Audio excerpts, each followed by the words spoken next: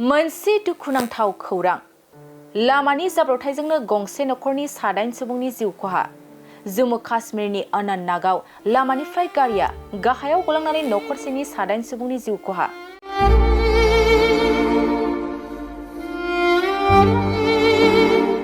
नंगौ, थांनाय सान सनिबाराव जम्मू काश्मीरनि डाकसुम ओनसोलाव गंसे गारिया गोथौ हाखराव गलांदोंमोन, जायनि जाहोनावनो 7 गथ'साफोरखौ लोगोसे नखरनिनो 9 सुबुंफोरनि जिउ खहा जायो। थारैनो आनन्तनागाव मोनसे जाब्रबथायावनो 7 उन्दै गथ'साफोरजों लोगोसे नखरनि 9 सुबुंनि जिउ खहा। मिथिनो मोननाय बादिब्ला बे जाब्रबथायानो जादों जम्मू काश्मीरनि अनन्तनाग जिल्लानि माडवा किश्तवाड़निफ्राय फैबाय थानाय समावनो सिमथान ककेरनाग लामायाव सालायगिरिया कन्ट्रल खोमानानै गारिया लामानिफ्राय गलांदोंमोन।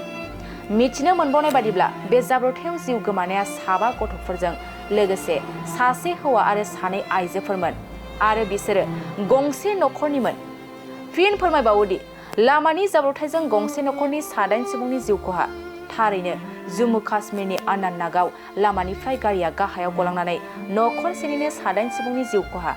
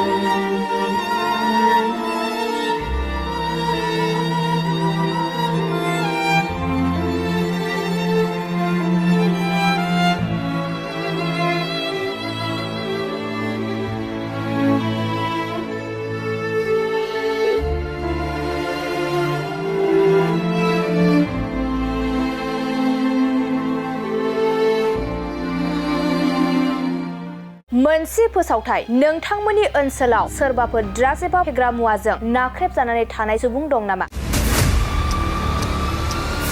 जुदि नोंथांमोननि ओनसोलाव सोरबाफोर ड्राग्स एबा फेग्रा मुवाजों नाख्रेबजानानै थानाय सुबुं दं, अब्ला नोंथांमोननि थाखाय मोनसे मोजां खौरां। ड्राग्स एबा फेग्रा मुवाजों नाख्रेबजानानै थानाय सुबुंफोरखौ फाहामथाय होनो थाखाय नोंथांमोननि गेजेराव लानानै फैदों मोनसे रिहेबिलिटेशन सेन्टार। जुदि नोंथांनि नखराव आरो नोंथांनि ओनसोलाव सोरबाफोर ड्राग्स एबा फेग्रा मुवाजों नाख्रेबजानानै दं, अब्ला नोंथाङा रिहेबिलिटेशन सेन्टाराव फाहामथाय होफैनो हागोन। मंगलदै 1 नं बामुनपारा दरंआव थानाय रिहेबिलिटेशन सेन्टाराव नोंथाङा ड्राग्स एबा फेग्रा मुवाजों गोदोसोनानै थानाय सुबुंफोरखौ फाहामथाय होफैनो हागोन। नोंथाङा नोंथांनि ओनसोलनि फेग्रा मुवाजों गोदोनानै थानाय सुबुंफोरखौ बे रिहेबिलिटेशन सेन्टाराव फाहामथाय होनानै सासे राफोद आरो मोजां सुबुं खालामनो हागोन। गोबां बाथ्रा मिथिबावनो थाखाय नोंथाङा 9859262926 60030927006 नैबे होनाय जानबुं नम्बराव खौरां लानो हागोन।